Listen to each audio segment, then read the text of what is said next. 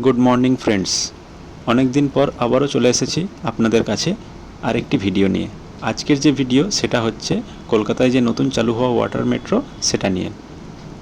Water metro চাপতে গেলে প্রথমে আপনাদের আসতে হবে, সেটা হচ্ছে শিপিং ঘাট, মানে মিলেনিয়াম পার্কের পাশেই।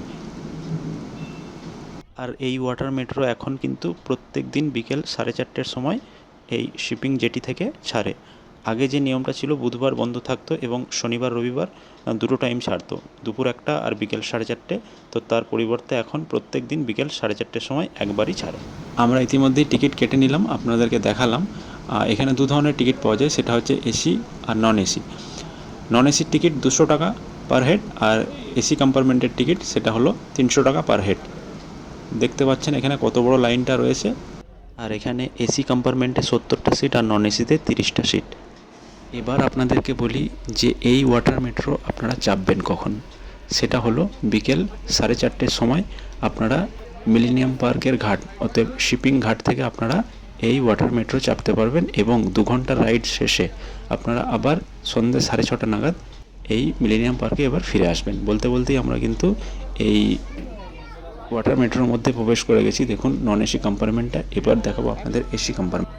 আমাদের সিট যদিও এসি কম্পার্টমেন্টে ছিল, যদিও আমাদের একটু দেরি হয়েছিল আসতে, তো সেক্ষেত্রেই আমরা এসি কম্পার্টমেন্টের টিকিটই কেটেছিলাম। তো আপনারা চাইলে নন এসিও কাটতে পারেন। নন এসি কাটলে আপনারা ফ্রেশ যে হাওয়াটা গঙ্গার সেটা আপনারা উপভোগ করতে পারবেন। আর এসিতেও যে আপনারা ভালো উপভোগ করবেন না তা নয়, এসি কম্পার্টমেন্টটা খুব সুন্দর সাজানো গোছানো, সিটগুলোও খুব সুন্দর এবং যে উইন্ডোগুলো খুবই ভালো এবং আপনারা এখান থেকে ভালো ভিউ পাবেন। দেখুন আপনাদের সামনে এসি যে কম্পার্টমেন্টটা সেটা ভালোভাবে তুলে ধরলাম।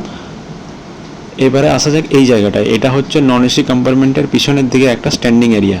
এইখানটা থেকে আপনারা কিন্তু ভালো ভিউ পাবেন এবং এখানে দাঁড়িয়ে দাঁড়িয়ে বেশ ফ্রেশ হাওয়াটা অনুভব করতে পারবেন এবং এখানে যে গঙ্গার যে সৌন্দর্যটা সেটা আপনারা তুলে ধরতে পারবেন। ওই যেমন হাওড়া স্টেশন এবং হাওড়া ব্রিজ খুব ভালোভাবে দেখা যাচ্ছিল ওখানে। যাই হোক, এবার এখানে আসি এসি কম্পার্টমেন্টের মধ্যে। এবার এখান থেকে যে ভিউটা দেখা যাচ্ছে সেটা আপনাদের সামনে তুলে ধরছি। দেখুন হাওড়া ব্রিজটা আমরা কাছ থেকে দেখছি। আমরা ইতিমধ্যেই হাওড়া ব্রিজ নিচ দিয়ে ক্রস করছি এবং আমাদের হাওড়া ব্রিজ ক্রস করা হয়ে গেল। আর দেখুন হাওড়া ব্রিজের সৌন্দর্য। হাওড়া ব্রিজ যেটা সবাই জানেন। এবার আসা যাক এই জায়গাটার কথায়। এটা হচ্ছে ক্যাপ্টেনের রুমের ভিতর দিয়ে এই সামনেটায় আসা যায়। যদিও সবাইকে সব সময়ের জন্য এটা অ্যালাউ করে না, মানে সবাইকে অ্যালাউ করে বা সব সময়ের জন্য অ্যালাউ করে না। তো এখানে কিছুক্ষণের জন্য আর কি অ্যালাউ করে। যাই হোক, অসাধারণ এই জায়গাটা থেকে যে ভিউটা সেটা এক কথায় অসাধারণ।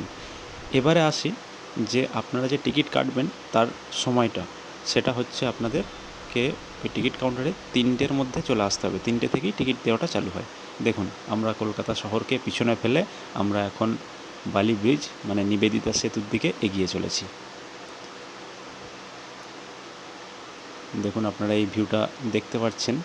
দেখুন আমরা কলকাতা শহরটাকে পিছনে ফেলে এগিয়ে যাচ্ছি।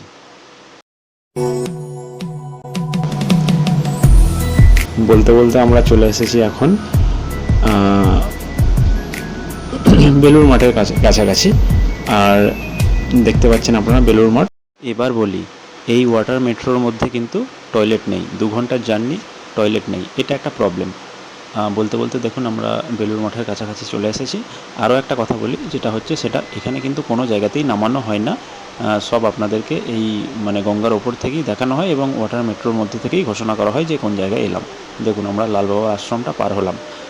আর বলতে বলতেই আমরা চলে এসেছি খুব নিবেদিতা সেতুর খুব কাছাকাছি, যেটা আপনারা অনেকেই বালি ব্রিজ নামে জানেন। দেখুন তার অপরূপ সৌন্দর্য। এবার ফেরার পথে আমরা রওনা দিলাম।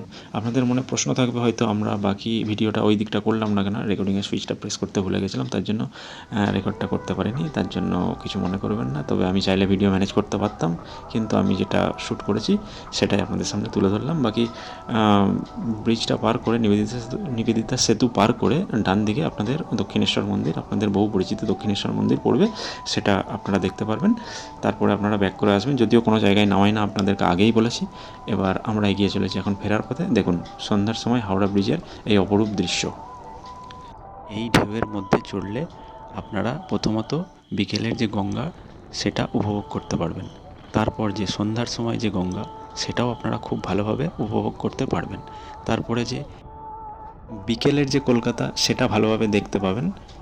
আবার যখন ফেরার সময় সন্ধ্যার সময় যে গঙ্গার সৌন্দর্য সেটা দেখতে পাবেন, হাওড়া ব্রিজের সৌন্দর্য সেটা দেখতে পাবেন, এবং এই যে দৃশ্যটা সেইটাও আপনারা দেখতে পাবেন ভালোভাবে। দেখুন কত সুন্দর লাগছে, মানে আমার কলকাতা কোনো অংশে কম নয়।